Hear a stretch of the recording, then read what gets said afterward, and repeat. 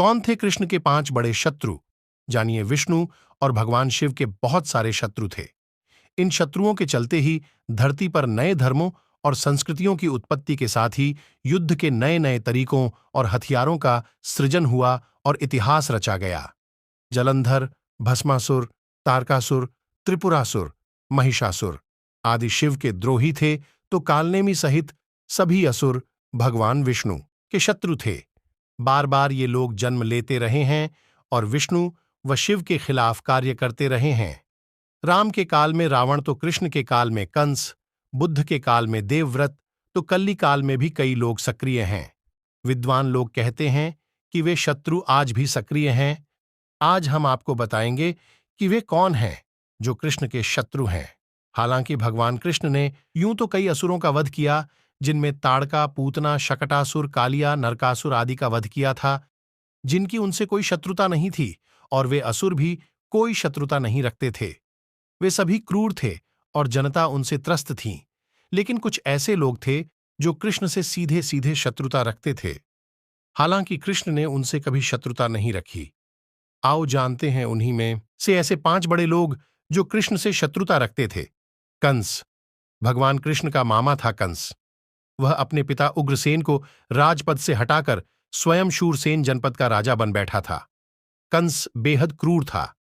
कंस अपने पूर्व जन्म में कालनेमी नामक असुर था, जिसे भगवान विष्णु ने मारा था। कालनेमी विरोचन का पुत्र था। देवासुर संग्राम में कालनेमी ने भगवान हरि पर अपने सिंह पर बैठे ही बैठे बड़े वेग से त्रिशूल चलाया, पर हरि ने उस त्रिशूल को पकड़ लिया और उसी से उसको तथा उसके वाहन को मार डाला। अन्य कथा अनुसार युद्ध में उसने अनेक प्रकार की माया फैलाई और ब्रह्मास्त्र का प्रयोग किया। वर तारकामय में हरि के चक्र में मारा गया। कंस ने मथुरा को भी अपने शासन के अधीन कर लिया था और वह प्रजा को अनेक प्रकार से पीड़ित करने लगा। कंस की इस शक्ति का मुख्य कारण यह था कि उसे आर्यावर्त के तत्कालीन सर्वप्रतापी राजा जरासंध का सहारा प्राप्त था। जरासंध पौरव वंश का था और मगध के विशाल साम्राज्य का शासक था। जरासंध कंस का ससुर भी था। कंस क्यों कृष्ण का शत्रु था? कंस के काका शूरसेन का मथुरा पर राज था और शूरसेन के पुत्र वसुदेव का विवाह कंस की बहन देवकी से हुआ था।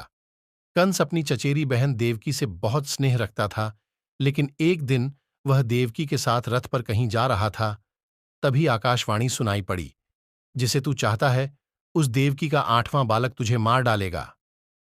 इस भयंकर आकाशवाणी को सुनकर कंस भयभीत हो गया और उसने अपनी बहन को मारने के लिए तलवार निकाल ली। वसुदेव ने उसे जैसे तैसे समझाकर शांत किया और वादा किया कि वे अपने पुत्र उसे सौंप देंगे। पहला पुत्र होने पर जब वसुदेव कंस के पास पहुंचे तो कंस ने कहा कि मुझे तो 8वां बेटा चाहिए। बाद में नारद ने बताया कि तुम्हें मारने के लिए देवकी के उदर से स्वयं भगवान विष्णु जन्म लेंगे। तो कंस और भयभीत हो गया और उसने वसुदेव और देवकी को कैद कर लिया। बाद में कंस ने एक एक करके देवकी के 6 बेटों को जन्म लेते ही मार डाला। 7वें गर्भ में श्री शेष अनंत ने प्रवेश किया था। भगवान विष्णु ने श्री शेष को बचाने के लिए योगमाया से देवकी का गर्भ ब्रजनिवासिनी वसुदेव की पत्नी रोहिणी के उदर में रखवा दिया। तदनंतर 8वें बेटे की बारी में श्रीहरि ने स्वयं देवकी के उदर से पूर्णावतार लिया। कृष्ण के जन्म लेते ही माया के प्रभाव से सभी संतरी सो गए और जेल के दरवाजे अपने आप खुलते गए। वसुदेव मथुरा की जेल से शिशु कृष्ण को लेकर नंद के घर पहुंच गए। बाद में कंस को जब पता चला तो उसने वसुदेव तथा देवकी को छोड़ दिया, लेकिन उसके मंत्रियों ने अपने प्रदेश के सभी नवजात शिशुओं को मारना प्रारंभ कर दिया। बाद में उसे कृष्ण के नंद के घर होने के पता चला तो उसने अनेक आसुरी प्रवृत्ति वाले लोगों से कृष्ण को मरवाना चाहा, पर सभी कृष्ण तथा बलराम के हाथों मारे गए। तब योजना अनुसार कंस ने एक समारोह के अवसर पर कृष्ण तथा बलराम को आमंत्रित किया। वह वहीं पर कृष्ण को मारना चाहता था, किंतु कृष्ण ने उस समारोह में कंस को बालों से पकड़कर उसकी गद्दी से खींचकर उसे भूमि पर पटक दिया और इसके बाद उसका वध कर दिया। कंस को मारने के बाद देवकी तथा वसुदेव को मुक्त किया और उन्होंने माता पिता के चरणों में वंदना की। जरासंध कंस के मारे जाने के बाद उसका ससुर जरासंध कृष्ण का कट्टर शत्रु बन गया। जरासंध मगध का अत्यंत क्रूर एवं साम्राज्यवादी प्रवृत्ति का शासक था। हरिवंश पुराण अनुसार उसने काशी, कोशल, चेदी, मालवा, विदेह, अंग, वंग, कलिंग, पांड्य, सौबिर, मद्र, काश्मीर और गांधार के राजाओं को परास्त कर सभी को अपने अधीन बना लिया था। इसी कारण पुराणों में जरासंध की बहुत चर्चा मिलती है। जरासंध कंस का ससुर था। पुराणों के अनुसार जरासंध के नाम का अर्थ भी उसके जन्म की कहानी में छुपा हुआ है। वह बृहद्रथ नाम के राजा का पुत्र था और जन्म के समय 2 टुकड़ों में विभक्त था। जरा नाम की राक्षसी ने उसे जोड़ा था, तभी उसका नाम जरासंध पड़ा। महाभारत युद्ध में जरासंध कौरवों के साथ था। कंस के मारे जाने के बाद शूरसेन जनपद के सिंहासन पर श्री कृष्ण बैठे थे। जरासंध ने पूरे दलबल के साथ शूरसेन जनपद, मथुरा पर एक बार नहीं कई बार चढ़ाई की, लेकिन हर बार वह असफल रहा। पुराणों के अनुसार जरासंध ने 18 बार मथुरा पर चढ़ाई की, 17 बार वह असफल रहा। अंतिम चढ़ाई में उसने एक विदेशी शक्तिशाली शासन कालयवन को भी मथुरा पर आक्रमण करने के लिए प्रेरित किया। कालयवन की सेना ने मथुरा को घेर लिया। उसने मथुरा नरेश के नाम संदेश भेजा और कालयवन को युद्ध के लिए 1 दिन का समय दिया। श्री कृष्ण ने उत्तर में भेजा कि युद्ध केवल कृष्ण और कालयवन में हो, सेना को व्यर्थ क्यों लड़ाएं। कालयवन ने स्वीकार कर लिया। कृष्ण और कालयवन का युद्ध हुआ और कृष्ण रण की भूमि छोड़कर भागने लगे तो कालयवन भी उनके पीछे भागा। भागते भागते कृष्ण एक गुफा में चले गए। कालयवन भी वहीं घुस गया। गुफा में कालयवन ने एक दूसरे मनुष्य को सोते हुए देखा। कालयवन ने उसे कृष्ण समझकर कसकर लात मार दी और वह मनुष्य उठ पड़ा। उसने जैसे ही आंखें खोलीं और इधर उधर देखने लगे, तब सामने उसे कालयवन दिखाई दिया। कालयवन उसके देखने से तत्काल ही जलकर भस्म हो गया। कालयवन को जो पुरुष गुफा में सोए मिले वे इक्ष्वाकु वंशी महाराजा मांधाता के पुत्र राजा मुचुकुंद थे, जो तपस्वी और प्रतापी थे। जरासंध के कई साथी राजा थे। कामरूप का राजा दंतवक, चेदिराज, शिशुपाल, कलिंगपति पौंड्र, भीष्मक पुत्र रुक्मी, काद अंशुमान तथा अंग, बंकोसल, दशाण, भद्र, त्रिगर्त आदि के राजा थे। इनके अतिरिक्त शाल्वराज, पवन देश का राजा भगदत्त, सौवीर राज गंधार का राजा, सुबल नग्नजित का मीर का राजा गोभर्द, दरद देश का राजा आदि। महाभारत युद्ध में भीम ने जरासंध के शरीर को 2 हिस्सों में विभक्त कर उसका वध कर दिया था को कसकर एक लात मारी। वह पुरुष बहुत दिनों से वहां सोया हुआ था। पैर की ठोकर लगने से वह उठ पड़ा और धीरे धीरे उसने अपनी आंखें खोलीं। इधर उधर देखने पर पास ही कालयवन खड़ा हुआ दिखाई दिया। वह पुरुष इस प्रकार ठोकर मारकर जगाए जाने से कुछ रुष्ट हो गया था।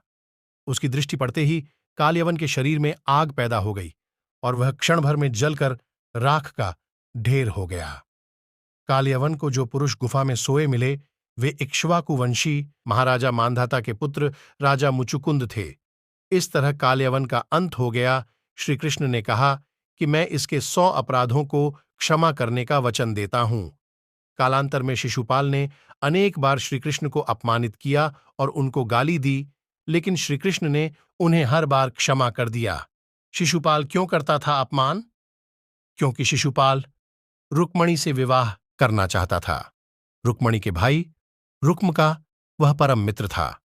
रुक्म अपनी बहन का विवाह शिशुपाल से करना चाहता था और रुक्मणी के माता पिता रुक्मणी का विवाह श्रीकृष्ण के साथ करना चाहते थे, लेकिन रुक्म ने शिशुपाल के साथ रिश्ता तय कर विवाह की तैयारियां शुरू कर दी थीं। कृष्ण रुक्मणी का हरण कर ले आए थे पौंड्रक। चुनार देश का प्राचीन नाम करुप देश था। वहां के राजा का नाम पौंड्रक था। कुछ मानते हैं कि पुंड्र देश का राजा होने से इसे पौंड्रक कहते थे। कुछ मानते हैं कि वह काशी नरेश ही था। चेदी देश में यह पुरुषोत्तम नाम से सुविख्यात था। इसके पिता का नाम वसुदेव था। यह द्रौपदी स्वयंवर में उपस्थित था। कौशिकी नदी की तट पर किरात, वंग एवं पुंड्र देशों पर इसका स्वामित्व था। यह मूर्ख एवं अविचारी था। पौंड्रक को उसके मूर्ख और चापलूस मित्रों ने यह बताया कि असल में वही परमात्मा वासुदेव और वही विष्णु का अवतार है, मथुरा का राजा कृष्ण नहीं। पुराणों में उसके नकली कृष्ण का रूप धारण करने की कथा आती है। राजा पौंड्रक नकली चक्र, शंख, तलवार, मोर मुकुट, कौस्तुभ मणि, पीले वस्त्र पहनकर खुद को कृष्ण कहता था। एक दिन उसने भगवान कृष्ण को यह संदेश भी भेजा था कि पृथ्वी के समस्त लोगों पर अनुग्रह कर उनका उद्धार करने के लिए मैंने वासुदेव नाम से अवतार लिया है। भगवान वासुदेव का नाम एवं वेश धारण करने का अधिकार केवल मेरा है। इन चेहरों पर तेरा कोई भी अधिकार नहीं है। तुम इन चेहरों को एवं नाम को तुरंत ही छोड़ दो, वरना युद्ध के लिए तैयार हो जाओ। बहुत समय तक श्री कृष्ण उसकी बातों और हरकतों को नजरअंदाज करते रहे। बाद में उसकी ये सब बातें अधिक सहन नहीं हुईं। उन्होंने प्रत्युत्तर भेजा, तेरा संपूर्ण विनाश करके मैं तेरे सारे गर्व का परिहार शीघ्र ही करूंगा। यह सुनकर पौंड्रक कृष्ण के विरुद्ध युद्ध की तैयारी शुरू करने लगा। अपने मित्र काशीराज की सहायता प्राप्त करने के लिए यह काशी नगर गया। यह सुनते ही कृष्ण ने ससैन्य काशी देश पर आक्रमण किया। कृष्ण आक्रमण कर रहे हैं, यह देखकर पौंड्रक और काशीराज अपनी अपनी सेना लेकर नगर की सीमा पर आए। युद्ध के समय पौंड्रक ने शंख, चक्र, गदा, धनुष, वनमाला, रेशमी पीतांबर, उत्तरीय वस्त्र, मूल्यवान आभूषण आदि धारण किया था एवं यह गरुड़ पर आरूढ़ था। नाटकीय ढंग से युद्ध भूमि में प्रविष्ट हुए इस नकली कृष्ण को देखकर भगवान कृष्ण को अत्यंत हंसी आई। इसके बाद युद्ध हुआ और पौंड्रक का वध कर श्री कृष्ण पुनः द्वारिका चले गए। बाद में बदले की भावना से पौंड्रक के पुत्र सुदक्षण ने कृष्ण का वध करने के लिए मारण पुरस्चरण किया, लेकिन द्वारिका की ओर गई वह आग की लपटा रूप कृत्या ही पुनः काशी में आकर सुदक्षणा की मौत का कारण बन गई। उसने काशी नरेश पुत्र सुदक्षण को ही भस्म कर दिया।